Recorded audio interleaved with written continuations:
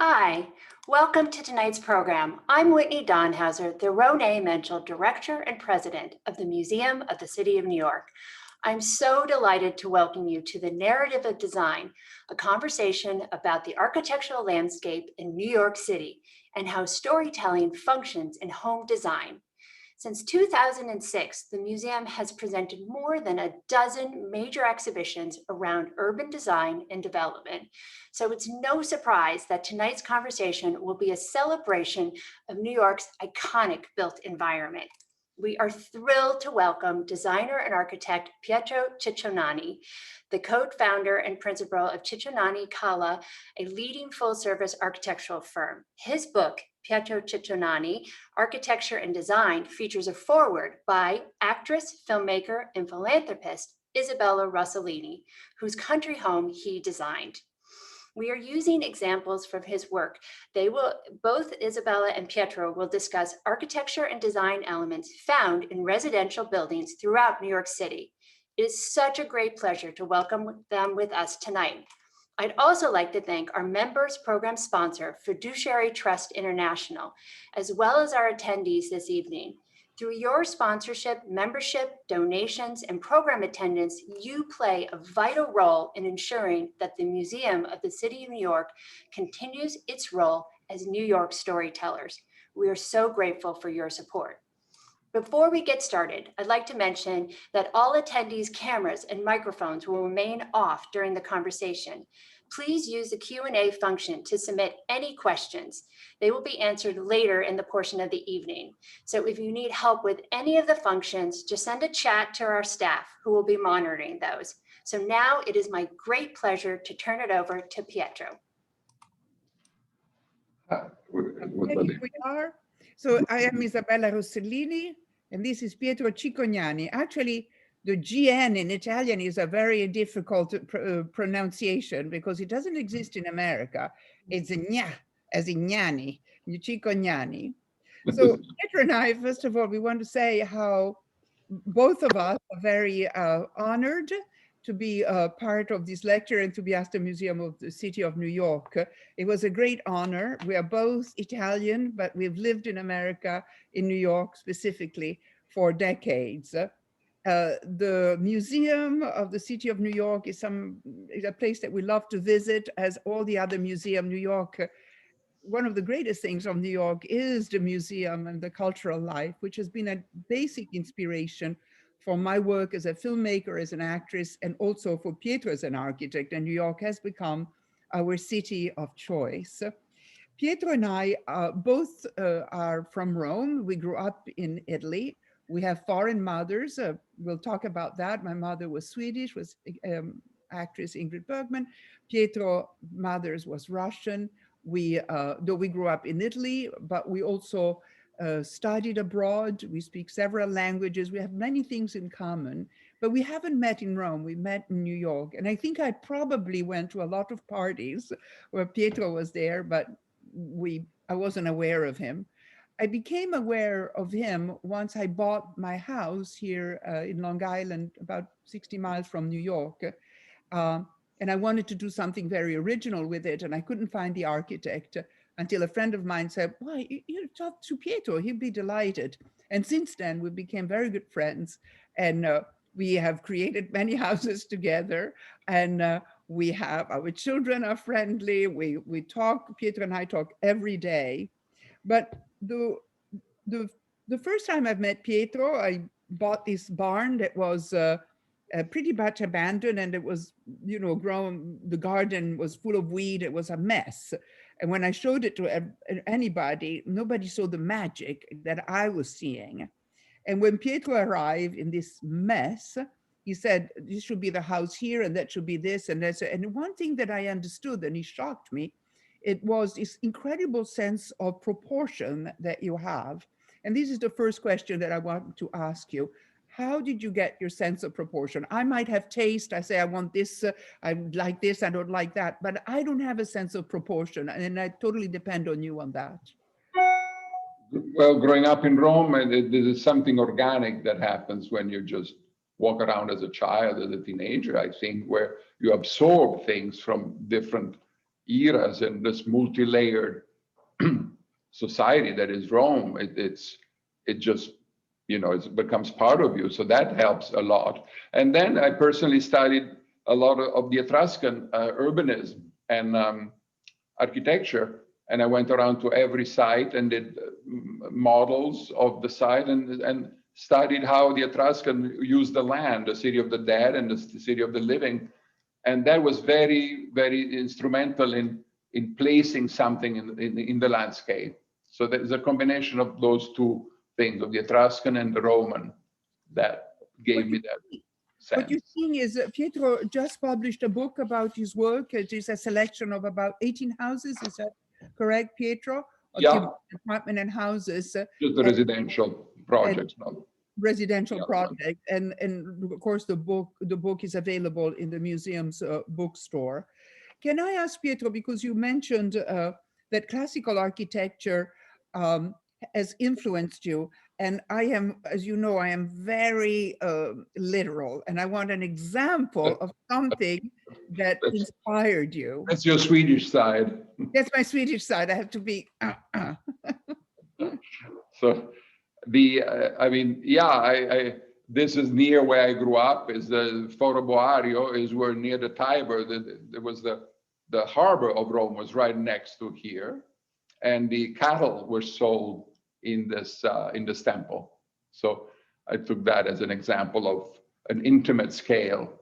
You could take so many examples in Rome, but this is intimate and is interesting because of that, and because it was a place where cattle was sold. And and this inspired you to create a chicken coop. And that you asked me what kind of work did you? This is a chicken coop that is under construction now in Long Island for a good friend and client. And in this era of COVID, we thought, why not do a chicken coop that is neoclassical, and the issue is, this is during construction, these are the technical drawings, is that my great friend and client liked it so much that she had basically evicted the chicken, and now she's going to occupy it herself and read books in it. And the chicken, we have to build something else for the chicken now. So Pietro, I see in the photo of the chicken coop that there are some columns. So they seem to be of a different, they seem to be old, and the rest of the building is new. Is this some material of recuperation? Yes. This wonderful client actually goes around and buys things that when she sees them and stores them for possible future use. And this is one of such case where she had 4 columns available from somewhere else. And you may notice that we have to build a base in stone to make them taller, because they were a little short for our purposes. But then, so we figured in tufa stone, we did the base, which is actually the stone that the Etruscan built all their tombstones with, the same stone. So you went into her warehouse where she has That's right. antiques, and you selected as you were creating the chicken coop during the time of COVID. That's right. Correct. Sense of humor is very important for Pietro and I. We have a lot of laughs. We share a lot of laughs, and I see also in your architecture the humor. I mean, even just the fact to create a chicken coop that looks like a temple, and even making yourself build a chicken coop. It's very humorous.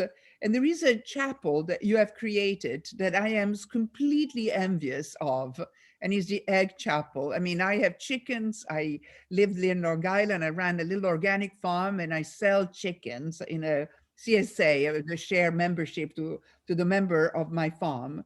And can you talk about this incredibly beautiful, simple chapel that you have created, and the inspiration again was classical? Yeah, these clients really wanted a chapel. They're very devout Catholics, and the inspiration in a way came from Galla Placidia in Ravenna, Byzantine mosaic little chapel, which is a masterpiece, and it's so intimate in scale. And I remembered from youth, going into Galla Placidia and loving it so much. So forget the stylistic differences, but I remember the sense of the womb, and I tried to recreate the womb by creating an egg with stucco lustro, which is a shiny plaster, and then suspending the ceiling and the floor, and have all the lighting from below and above those two planes. And it resulted in a very spiritual, intimate, womb-like space where to pray. So, for example, the inspiration is of the classics is not so literal. I mean, in Galla Placidia, maybe the only thing that I see that you have in common is, again, the sense of space, the intimacy, the roundness. But Yeah. of course, the colors and some of the details are completely different. So when you are inspired, you go to a place and you feel the place.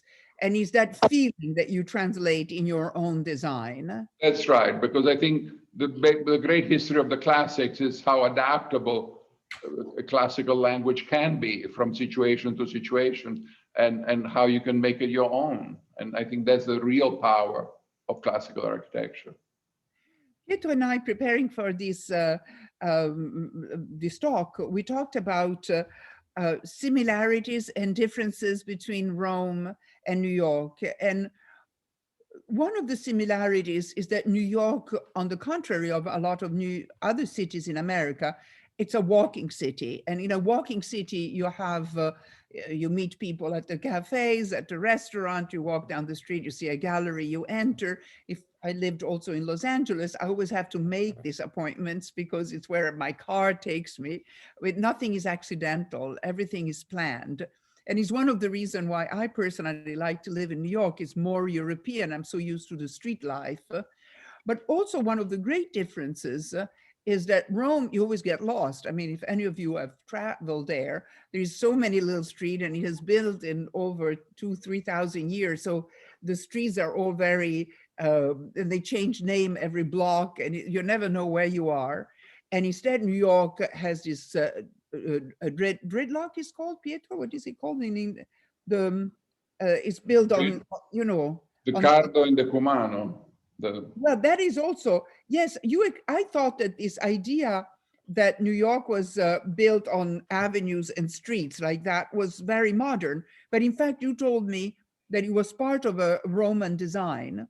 Yes, so like San Giovanni Valdarno, Bologna, they were cities that were started on a grid, because the Roman cities, when they advanced militarily and established a new dwelling, it was always on a grid. And then with time goes by, people betrayed the grid, and they took a shortcut until the city became like, thank God. You know, Thank like God. you know where you are. Like the village, like the village here. Like the village, exactly, like the village. But you said that the rigidity of the city and the gridlock, it really what makes people create inside their home their signature of their houses. You could see it more internally than externally. Yes. I believe that New York is a very introverted city, in the sense that people create their own theatrical environment where they live, and it's because of the grid and the rigidity of the grid. I think the mystery is inside, not outside. Of course, there are exceptions to this rule, famous exceptions, but by and large, because it's gridded, it's kind of shielded to the outside life, and you create your own domain inside your house. And this beautiful staircase is, yes, you would think you find it in Europe, but you created it in an apartment in New York. This is a triplex we did in the Gramercy Park area, yes, and this is an example of what I was talking about, and the light and a great flat skylight at the top, and to let the light in. Can I ask you, this was originally, there were 3 floors that were not together, and you created this incredibly beautiful staircase. We did. And then on top, they can see the skylight, you can see the sky, and it is not it's an unusual skylight, because in New York you have skylight, but you generally have some. Yeah, this is frameless. It's about a foot thick, so a fireman can walk on it. And the chandeliers are hanging from the side walls with very thin wire, so they look like they come down from the sky, but they don't. And can we see other photos of this beautiful apartment? This is another example of theatrical. There's a master bathroom in this apartment. It's the master bathroom. You put a mirror all the way to the floor, and what we see reflected on the mirror is actually the back, the entrance to the bathroom. That's right. And we use often the steel and glass doors in our projects. We found them to be great dividers in terms of acoustical privacy, but yet they let the view through. And here, one detail that is worth noting, the plumbing under the sink, which usually is forgotten. We gave it as much importance as the plumbing over the sink. Yeah, it's very beautiful. Generally, it's really funny, and you have to hide it, but you designed it so beautifully that you can look at it. That's right. That's right.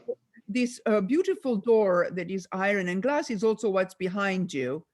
Yes. It is something that I see often in your architecture. What is the next? Our office, it's a less expensive version. And this is still the same apartment. Same apartment. And we worked in combination with a designer called Windsor Smith from LA. And here, what's worth noting, for instance, we give a lot of work to artisans.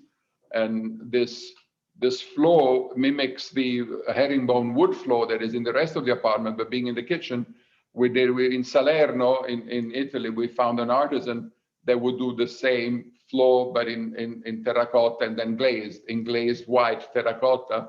And the inspiration came from Zeffirelli. Zeffirelli had a house there that was the whole floors were glazed white terracotta, and it's just so. Zeffirelli is, of course, a famous Italian director for films, but also mostly opera. And he was very known for the incredibly decoration that he did on his sets and his opera. And so he had an apartment, what you see there, because the photo, being a photo, you don't see that you would think is wood. It looks, even the way it's placed in that spina, as we say in Italian, it looks like wood, but it isn't wood. No, and it's glazed. Decided to make it as glazed to clean, because it's a kitchen. So it's that's right. It's a practicality. That's right. And this is the living room of this house. Of this triplex, yeah. Pietro, I wanted to ask you something about, because as an actress, I say to you that I have to be obedient, or whatever words you want to use it. When you work with your different directors, there's David Lynch or Martin Scorsese or Robert Wilson or in Robert Zemeckis, as an actress, I have to really obey is the word that I use to make fun, but I really have to listen to them. I always say that their films might have my face, but it has their brain. It's their sensitivity, it's their point of view. And in front of a director, if I have to play a scene, I play it. Unless you say, you want me to do this, or you want me to do that, you want me to be more dramatic, you want to be covering it up, and sometimes they are not very articulated, but I could see their reaction as I play the scene differently. And then little by little, I find the path of how they want me to play the scene. So I never feel that films represent me unless I write them and do them. They represent them. And I am the vehicle, I'm the interpreter of their vision. Yes. But how, as an architect, how do you keep your vision as an artist, but also as an architect, you have to work with clients and they have a way of living. Some have being entertainers, some have to be intimate. How do you work with them? Well, I think that the lesson of history that we were just talking about earlier taught me that there's no one stylistic thing. There's the Etruscan, the Roman, the Greek, the Phoenician. And so when you, from early on in life, you get exposed to so many different cultures, so many ways, Islamic architecture, so many different things. I think it becomes easier to just strive for, listen to the client. It's important what they want and they're going to live there. And then interpret what as best as you can with good proportion, good materials, good detailing. And the style will change I hate imposing a style. I find it much more interesting to listen to the client and see what they like. and then insert yourself into that vein with all of what you've learned. And the best collaborations come with clients that are willing to collaborate that way. And this, for instance, is another example of an apartment on Fifth Avenue, which is actually funny because it's like a whole big master suite within a very traditional apartment. And we just renovated the master suite, which is a real surprise from the rest of this big classical apartment. And we just developed it differently than the rest of the apartment, as an example, and with more modern sensibility. And the clients were very satisfied with this approach to find within their environment a novel wing. And I think that you used different colors to create the what is it called, the crowning, where the walls, the ceiling, the trim, the crown. Yes, the baseboard and the trim, vertical trim and crown are all one color, which is like a gray, a kind of sedate gray. But the walls here, for instance, are very, very elaborate. It's almost like silk, but it's a wax paint done with a spatula that you can obtain this effect. In fact, it's like silk. And this is very different. The door going, because it looks like it has a panel or something. Yes, we couldn't change the height of certain doors, so we just developed over doors, and we came aligned with the window, with the window casing, with this transom. So as a device to give discipline to the room, we absorbed the door with an over door like that.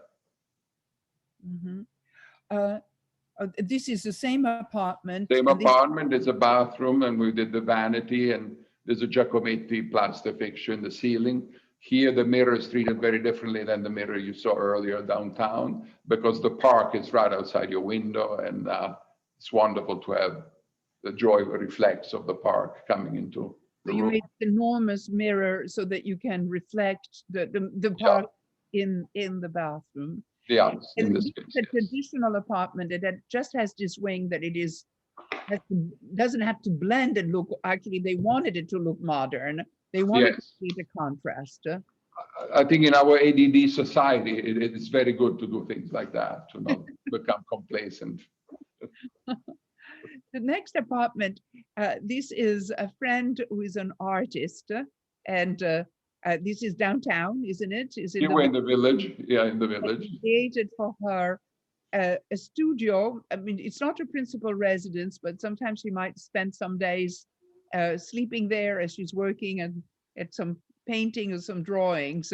And I would like you to explain how you worked with this need of this client, who is a complete different need of a big apartment with big rooms for entertain.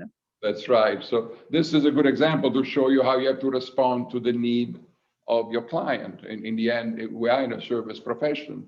And here we basically, it's the top floor of a brownstone, and we created, it's a very Zen type space. And we created a little kitchen and a little bathroom that are hidden in kind of in the middle of the floor.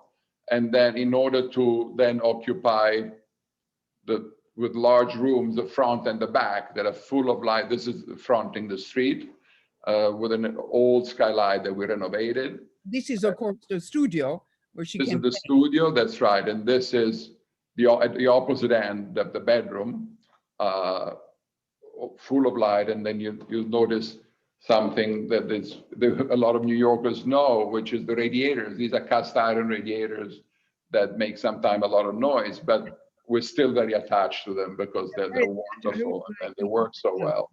Yes, I always like to leave an element of old. I mean, maybe because we are Roman and we like ruins, and we like to have. This is industrial archaeology. The industrial archaeology, absolutely. Pietro, but I would like you to also show an apartment that you did on the Upper East Side. This is a family who needs to entertains a lot, and so you created the opposite of what you created in the studio for the artist that just wanted to live there occasionally by herself, and and work. So her little world. They said this is an apartment to welcome friends, to represent. So can you describe here? Yes, here we created again a duplex that didn't exist on Fifth, quite uptown, and we had great fun. You're right into the tree of Fifth Avenue in terms of height over the street, and we had fun. As you see, it's a totally different environment, but this is a very much for entertaining. And we managed to insert our steel and glass doors in here, which we love so much. That's the only element that I see often coming. You know, you are the opposite of like Frank Lloyd Wright. You enter into any of his houses and he's completely imposed his view. You as a client have to say, I love that architecture and you want to live in his world. But here instead you the opposite. You adapt. We're just carrying the door. Yeah, we're carrying our doors, the same door from a just the doors. Just the door is your signature. That's right. That's right. Pietro, we've seen your private apartment, but you also worked on public spaces, and specifically you've done the Bloomberg building, the residential and there's a residential entrance of the Bloomberg building, which is in Lexington Avenue between 59 and 58th Street. So how do you work when you don't have a client? You have to imagine the client that are eventually going to, how the dynamics are completely different, isn't it? Well, the dynamics are different. There's a big team. Here we worked in conjunction with Jacques Grange. It was a team effort. Jacques Grange is a wonderful decorator. A very wonderful decorator in Paris. And we were the architects here, and we collaborated in all the apartments of the Bloomberg Tower and the lobby and all the residential spaces. And here was an attempt to create in New York what is a lobby like that from zero in New York. I mean, so there are references to the 40s. The walls are parchment, so that's a French touch here. The big arches are limestone. The ceiling is plaster, scalloped plaster vaulting.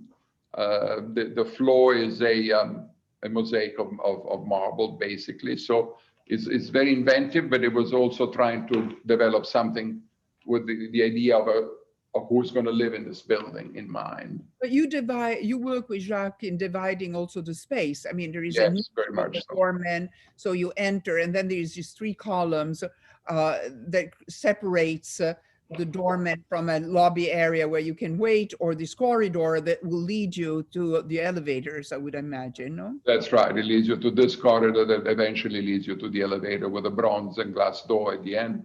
Here, bronze and not steel. The sconces are in plaster, and the walls are this wonderful parchment. Do you like to work with decorator, or do you prefer to work by yourself?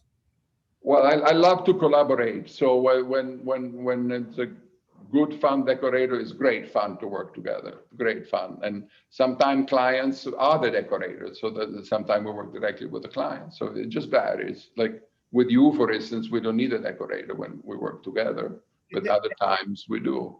Yeah. This is an example of a very big scale at the Bloomberg building, but you don't shy away from very small scale, so small as even to redo the bathroom of a client of yours that lived in the upper floor of the Kalla Hotel, but didn't like the bathroom as they were, and he wanted something more personal, more that corresponded to his taste. Can you describe? Yes, this was an Italian client, and there was the top floor of the Kalla Hotel.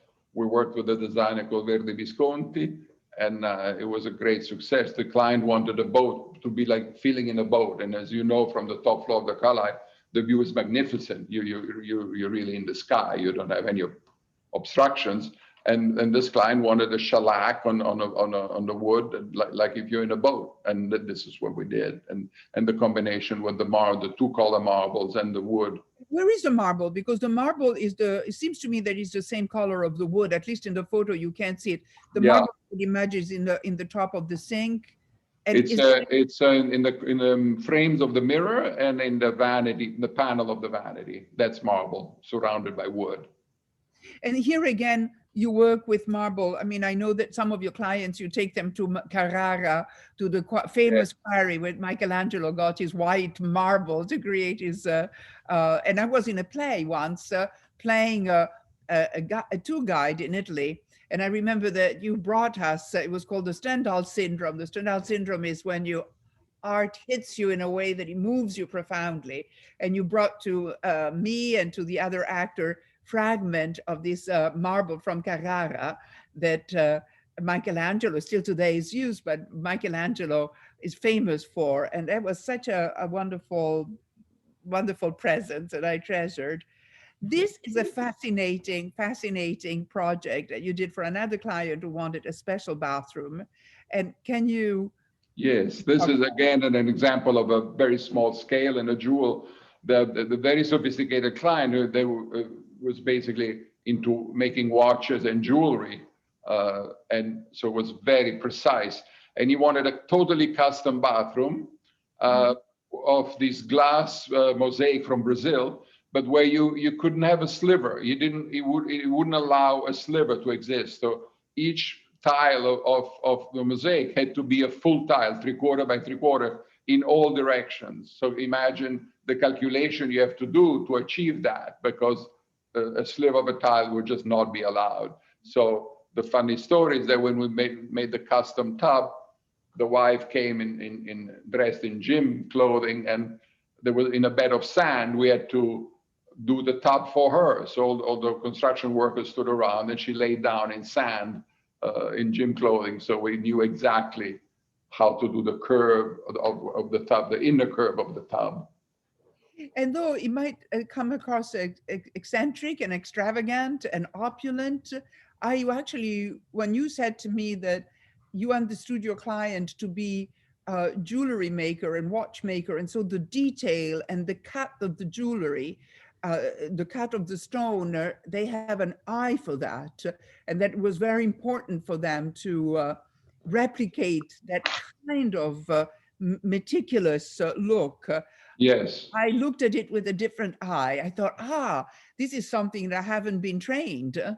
So it's beautiful to me, it might be something that corresponds to my upbringing. And certainly I don't have the eye for that kind of detail that you want every mosaic to be just made for that Right.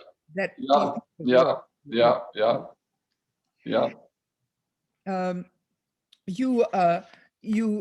Pietro is an artist too. I mean, when you were young, when you were really young, before you decided to study architecture, and you studied architecture at Columbia University, and then you practiced at the beginning in Australia, isn't it? Then you came back to America. But I know that you're very interested in the art.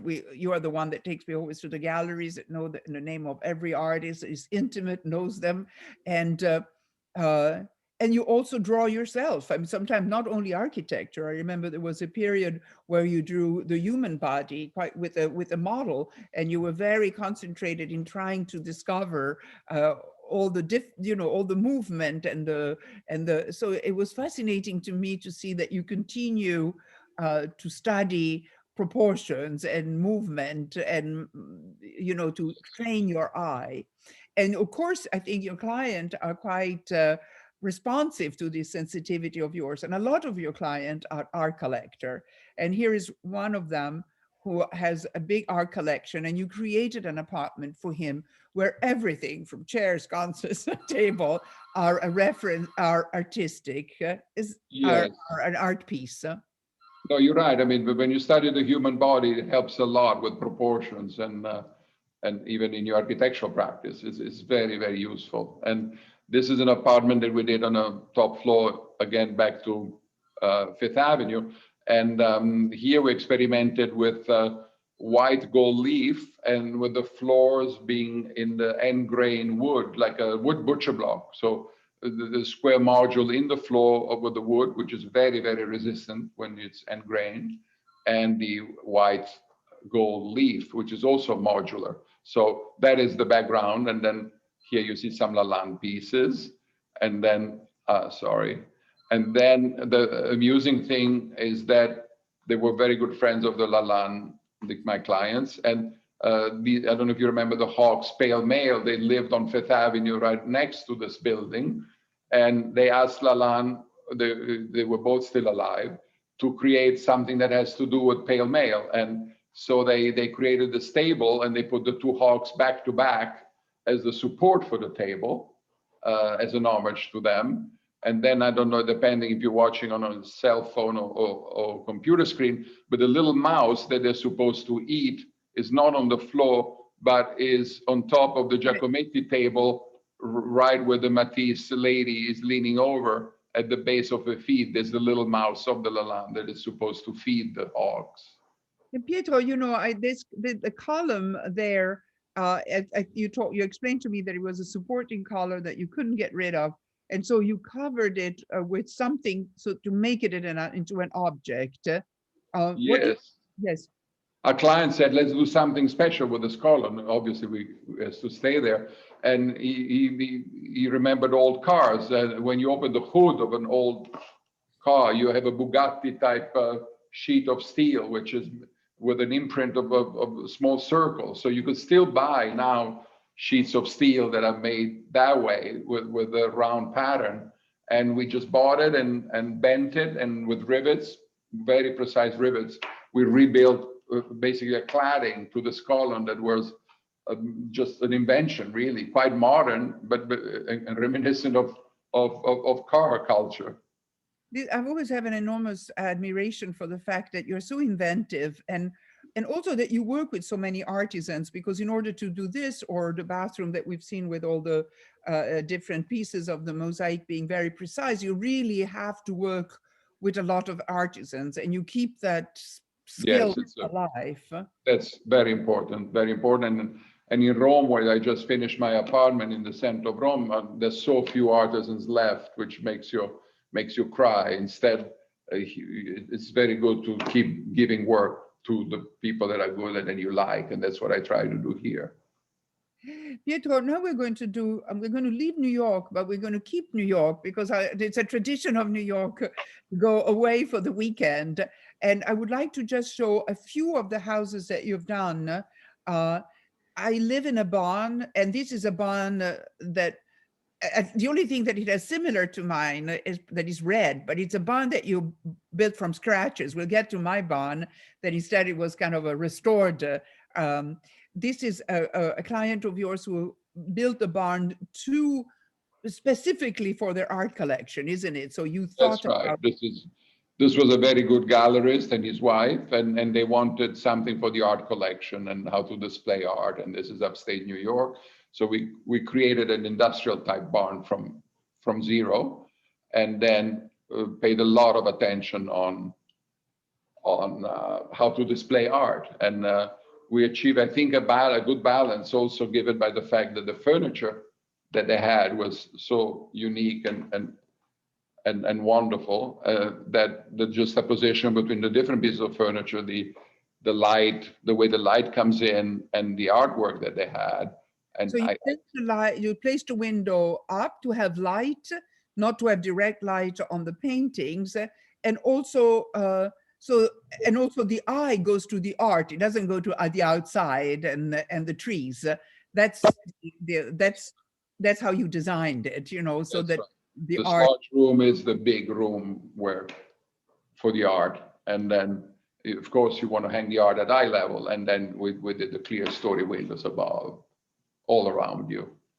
Now, I'm going to quote from an article that was written in a leading Italian newspaper called Repubblica, where the journalist says that he makes an hypothesis about Pietro, saying that the work of creating or restoring big mansions like the weekend homes of many New Yorkers is something linked to your past, because Pietro family from the mother's side are the Volkonsky. So this is, so, you know, I know that you sometimes are reluctant to talk about it, but I find it actually fascinating because it's a very dramatic story. And I would like you to sum it up in a few words, the Russian Revolution. But it's also the story of a lot of New Yorkers. A lot of New Yorkers left, whether they were rich or they had money like the Volkonsky, or whether they were poor. but we left and came to New York and we rebuilt our life. And that is one of the reasons we're staying in New York, because we have the commonality of this background that at a certain doesn't really matter. We are all here, and meritocracy, and we can reinvent and redesign our lives. Can you briefly talk about your family? And very true. What you're saying is very true. And the fact that I grew up in a Russian household in Italy made it very easy for me to be here or be anywhere else. And this, for instance, Volkonsky was a very old family in Russia that had an illustrious family, because Tolstoy's mother was Volkonsky. Andrei Volkonsky is one of the main characters in War and Peace. And then the Decembrist Revolution, 100 years before the revolution, which was the aristocratic revolution, was led by a Volkonsky that was exiled to Siberia. So there's a long, long past that was given to me by my grandmother and mother. This is Villa Volkonsky in Rome, in fact. No, but some of your family members also were executed and killed during the Russian Revolution, Oh, Russian Revolution of Communism. very many. And they had to escape, and Absolutely. they came to Italy, and they dispersed, the White Russians that dispersed in Europe, and some of them dispersed in Italy. And this is the Villa Volkonsky in Rome, and there are Roman ruins running through the garden. It's actually an aqueduct. The Villa Volkonsky has an aqueduct, and it's now the residence of the English ambassador, and so it's very hard to go see it. But it was the family place. Zenaida Volkonsky was her place when she converted to Catholicism. She couldn't live in Russia anymore, so she had to go to Rome. And in this Villa Volkonsky, it was the Pope. It was a salon where the Pope would come, Stendhal would come, Stravinsky would come. It was a very real salon at the time. And this is actually a greenhouse which houses Roman statuary instead of botanical samples. And this is very much Rome. Rome is full of ruins and pieces of things. The best pieces, they end up in museums, and then fragments stays in Italy. And I love this greenhouse that just has, to me, is very poetic. Very poetic. And you have no maintenance. Yeah, right. You don't have to water them. So the journalist said that the mansions like the Villa Volkonsky correspond to the weekend home owned by the prominent Americans. And you have restored some of the houses, one of the houses in the Hampton that belonged to Henry Ford, from the Ford cars, and also the one from Juan Trippe, the Pan American airline pioneer, is the first one that understood that tourism could be a mass tourism, and created Pan American to take loads of people everywhere. So the foresight is enormous of this incredible entrepreneur. And this is what Ford did. And I asked you if so this is Henry Ford's house, bought by a new client, and that asked Pietro to renovate it. And I always asked you, when you walk into the house of Henry Ford, do you have a glimpse of his personality? Because what you live also is an extension of you. Do you have a glimpse of his personality and what person he was? It's a very good question, a very good question. And here, I think it was a stick style house, which predates the shingle style. And the only 3 or 4 stick style houses in Southampton left. So they didn't want to see this house going into disrepair. So we worked with the village to restore it properly. But to answer your question, I think Henry Ford II hired Philip Johnson to do this addition to what was a stick house. And then some contrast with the wife, which if you may see the yellow shutters with a little heart sculpted into the yellow shutters, so that it gives you you understand what couple life was like. Very entrepreneur, doing this in very dairy Philip Johnson edition. Right. And then you actually decided to take down. It was very damaged, and this is what you have done.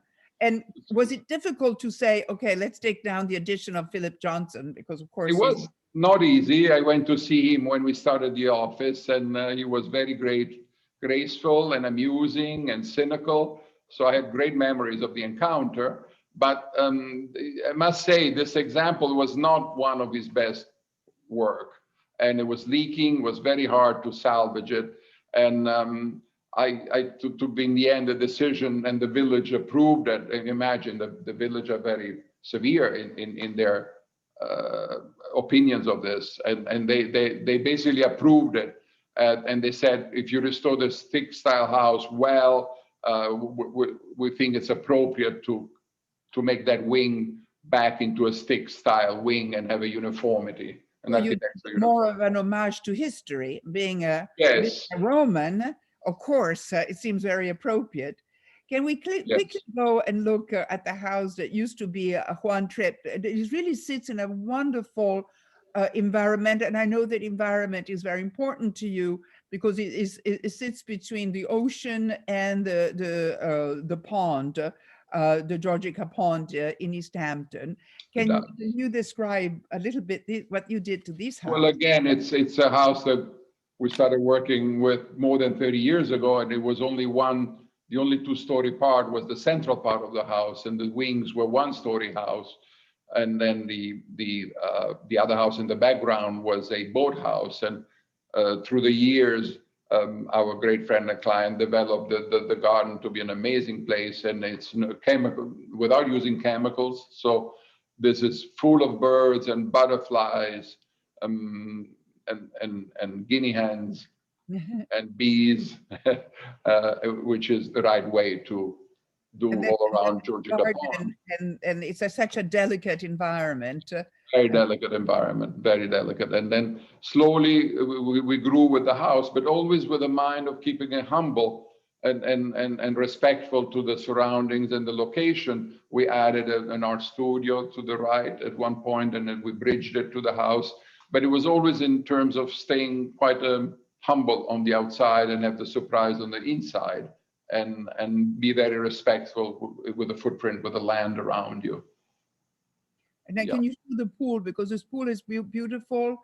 Again, elements taken from urban archaeology, statue taken from other sites and integrated in this new. Yes, the naiads, the ladies came from Florence. They did a trip and they ended up in a different climate. I mean, it's still they're still undressed, but it's much colder here.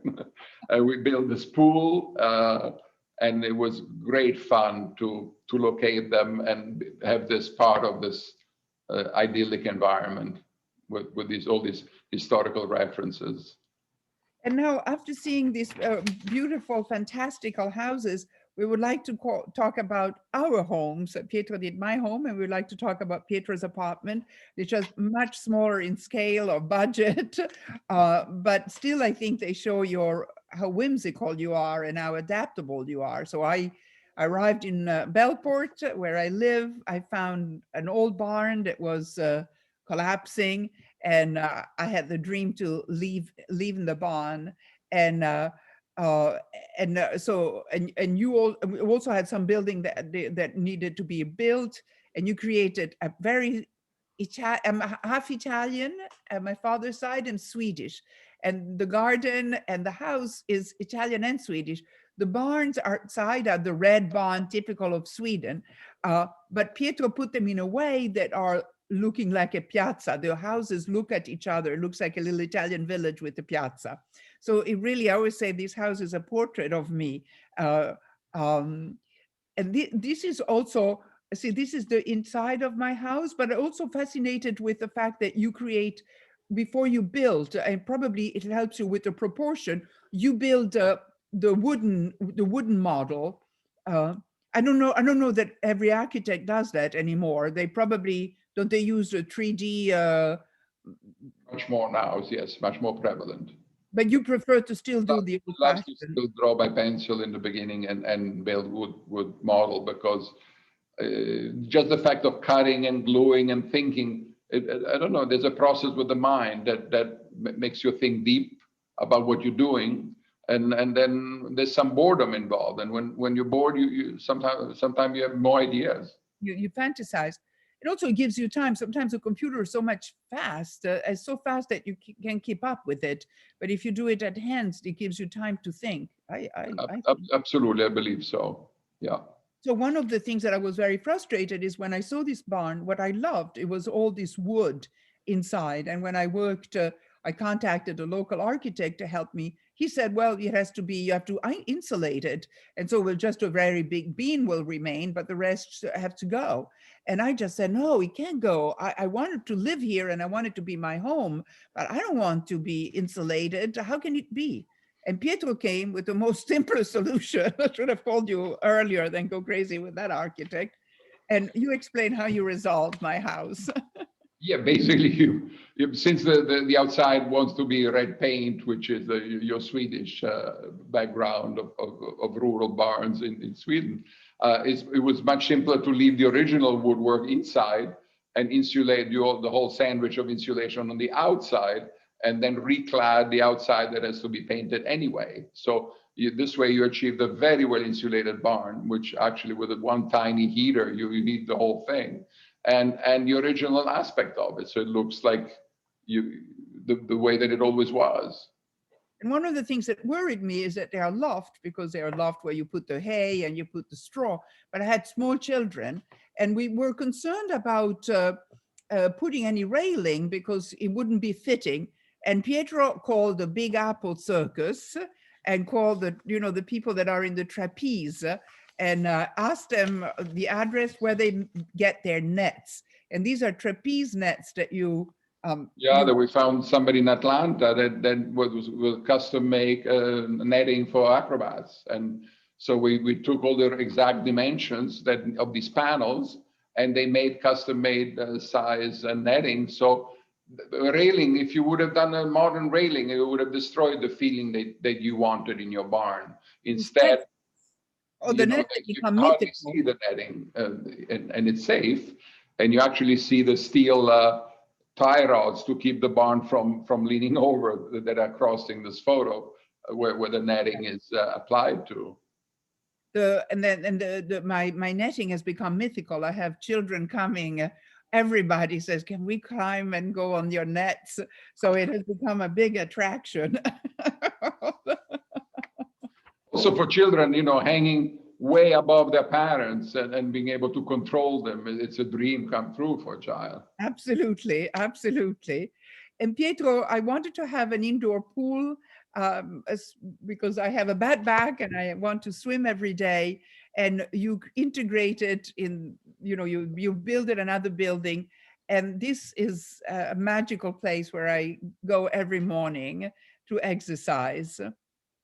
Yeah, I thought it was great to give you, since you wanted a jet, so to swim against the jet, the pool did not need to be that big or long. So I thought, let's have fun. Let's do a square and rotate it. So by doing that, you have more room usable room inside the structure. And it's just, I think the result is good because you're using, in fact, the remaining surfaces for exercise and also sometimes I know you would put chickens in here. And sometimes my baby chicks, because mice came and a predator comes and they eat them. So I put them in the pool when they're small. So sometimes it becomes a nursery for chickens, baby chickens. They stay there for 2 or 3 weeks. Then I bring them to the farm. And it becomes quite dirty when the chickens are in there. Pietro, this is Pietro's apartment. And again, it's very much the portrait of who you are.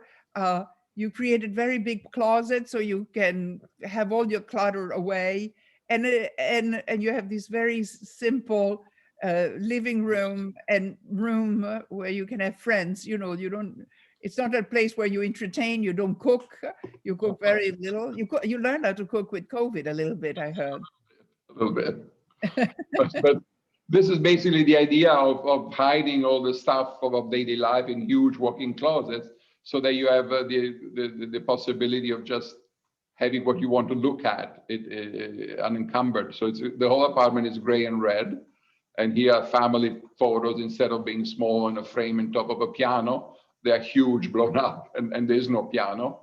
And then there's art. There's a little balla piece here on the table, and then here my very valuable historical sneakers collections. Instead of books, all the books are inside the walk-in closet, and the sneakers are out here together with as a frame around between the wall and the ceiling, just in case somebody's watching in a small screen. What you see those dots is that your incredible collection of sneakers, and you put a mirror so they are so you can really see them well. You can really see them well, and I don't wear them. They're just museum pieces, and together with the Rauschenberg, Donald Batchelor, Louise Bourgeois. So I love mixing things like that with things like sneakers.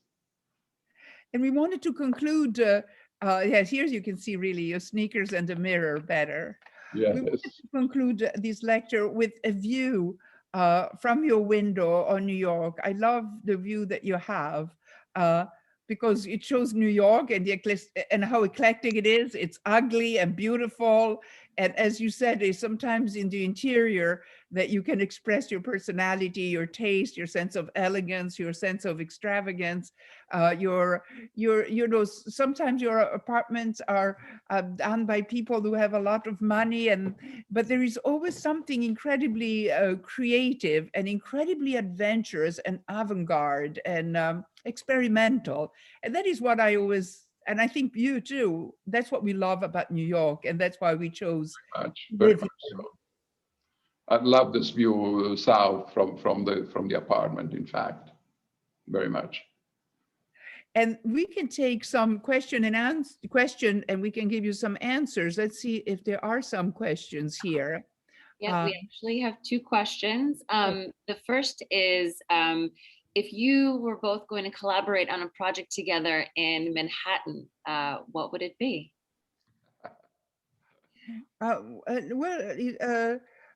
I personally always feel the need to start with something, maybe because I'm Italian. It's impossible to me to, everything that I had was an existing apartment or an existing house. We are working with Pietro on a new project that we don't talk about it today. It's a very crummy little house, but it was really next to my farm, and we are creating a bed and breakfast. And once again, Pietro totally understood my need, which was to have an enormous kitchen because we have a farm, and some privacy in the bedrooms, and each one will have their own entrance and have a little suite. But I don't have a living room or a dining room because all of that will be out in the farm. And we changed the garage into a place that could be a garage in the winter, but it can also be a place if it rains, an enormous dining room. And so I love to work with Pietro because you invent your space. You don't have to respect the rule of, there is the bar, a living room, a dining room, an entrance. But if we had to collaborate on something completely fantasy, maybe a circus tent, an incredibly beautiful circus tent we could do. I love that because I have a lot of animals.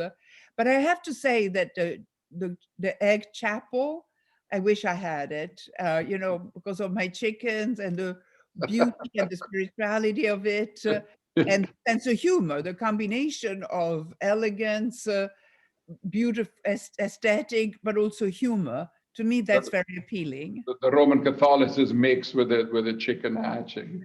Exactly. Is there yes? This next question is it's kind of a dual question. Have you been working on anything during the pandemic, or do you have anything interesting coming up afterwards, aside from the V&B?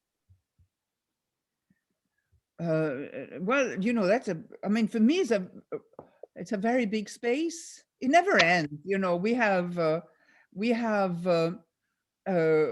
discovered, we have discovered that the land that I owned, where my farm is, used to belong to a man called George Washington, but not the George Washington, the president, Another man that took the name of George Washington was a Belgian who came to America, changed his name into George Washington as an homage to the president, and invented instant coffee, and made a lot of money because finally a soldier in First World War could have coffee. And he was passionate of animals. And in fact, we found a lot of platform that we think they could have been only cages. The base, so when we were clearing to create the farm, we occasionally hit a platform. And we have a place that Pietro and I call the catacombs, which is some basements that we have not covered. I mean, I could cover them up, but we, you know, they were full of dirt, and we, being Italian, we uncover them like archaeologists. And we're still thinking, what do we do? What do we do with it, with the catacomb? So catacomb eventually will be resolved, but we haven't found a solution in the 3 years. Sometimes say, oh, we could do this. Then we can, no. We could, no. But something will come. We're waiting for inspiration. Thank you. So a couple more questions coming in, actually. So a question about formal living rooms. Have you seen that they are still valued in homes, or is there a trend to move towards more of an open space that includes a kitchen and dining area? I would say absolutely. And I think that trend was there even before COVID. And I think now it really boomed it. I really do believe that even dining rooms, not just living room, formal living rooms, I mean, even formal dining rooms are not used that often. And you see a huge expansion in the square footage of kitchens. And that's right, absolutely. And the kitchen that becomes, it seemed to me, a very luxurious place.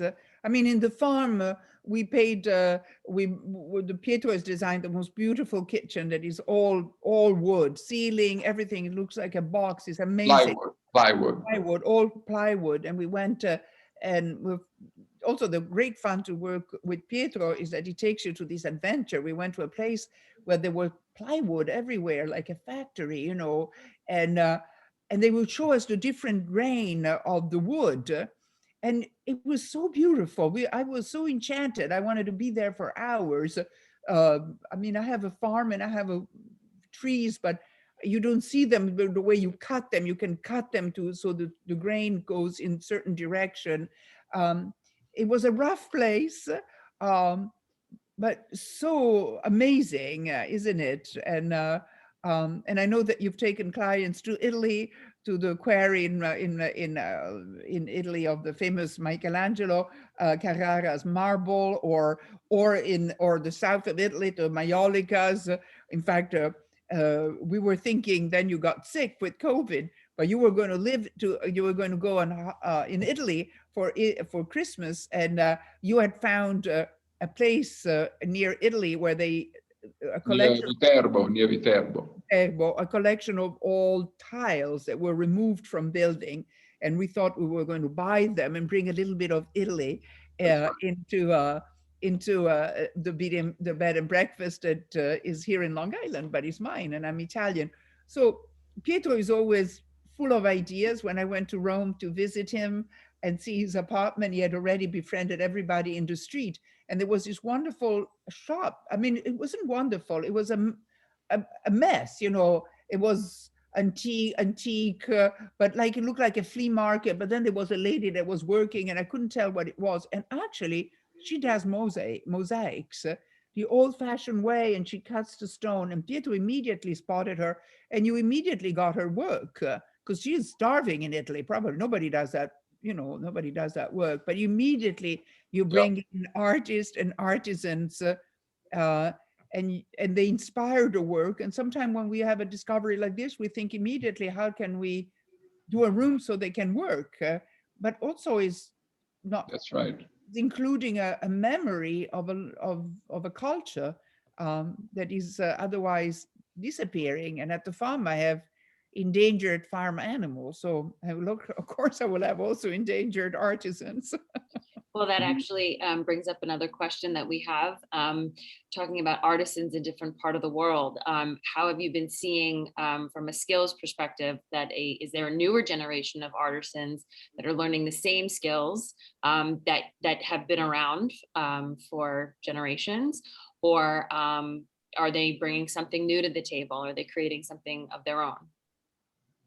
In my experience, France is very good with continuing artisan traditions, because they have it's really trades. They're really very seriously, much better than Italy or Spain.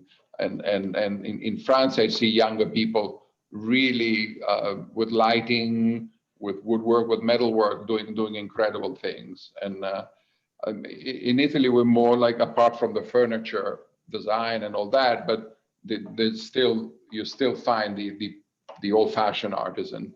I think in France they tend to be more experimental, especially the younger generation. Germany, I don't know. I'm not sure about in Germany what's happening with the artisans.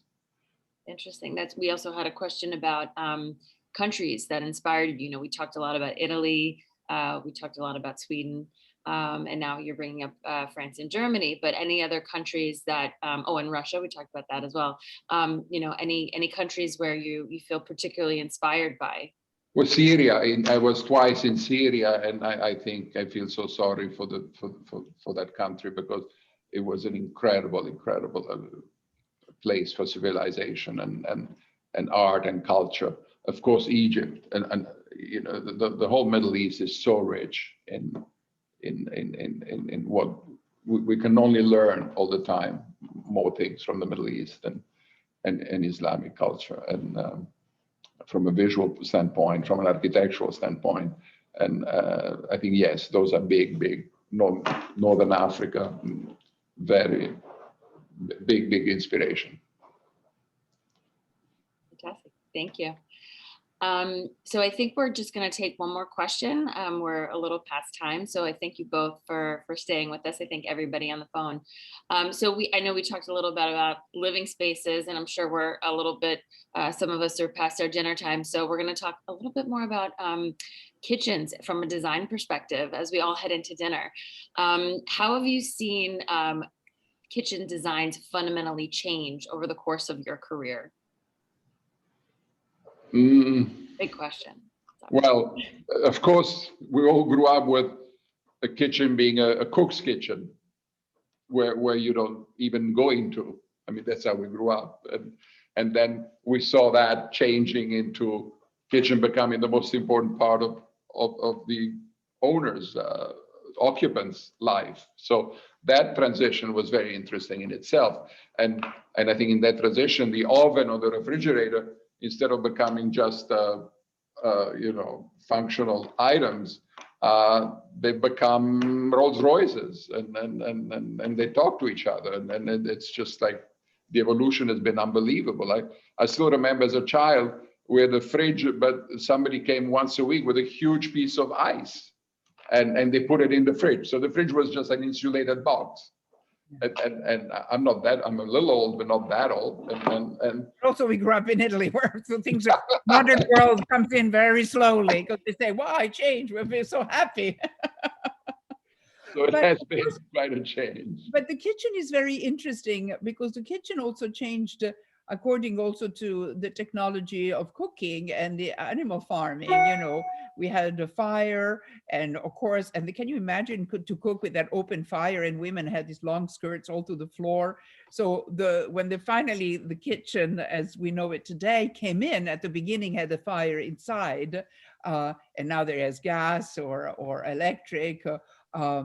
It changed, but also it changed very much according to the woman's role. And the woman's role was not anymore, you know, we grew up in an ancient, I mean, Pietro more so in a more ancient family than us, with the aristocracy, with the servants, and I came from a milieu of artists, so that division was not as prominent.